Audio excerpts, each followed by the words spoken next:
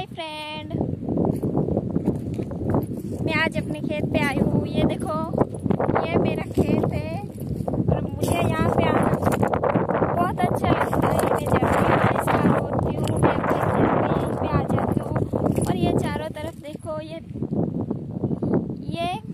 जंगल है, लेकिन यहाँ पे छोटे छोटे अभी जो पहले बहुत बड़ा जंगल हुआ करता था।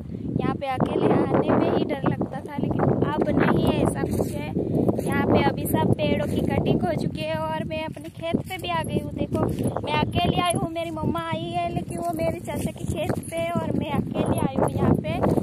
ये देखो, ये मेरा खेत है, ये पूरा ये इस तरह से मेरा खेत है। बहुत बड़ा है खेत में, पूरा खेत का नज़ारा तो मैं आपको नहीं दिखा सकती हूँ, बस छोटा बहुत मैं दिखा सकती हूँ। ये कि मेरा खेत है।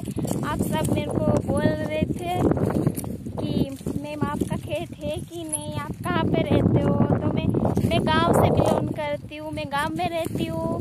मुझे गांव में रहना बहुत अच्छा लगता है। और ये देखो, इंसान जब भी मेरा मूड ऑफ होता है ना, तो मैं यहीं पे खेत पे आ जाती हूँ। मैं वीडियो अपने घर पे ही बनाती हूँ। जो वीडियो में मेरे को सब आप देखते हो ना वीडियो में, वो मेरे घर का ही नज़ारा है। मैं आस पास में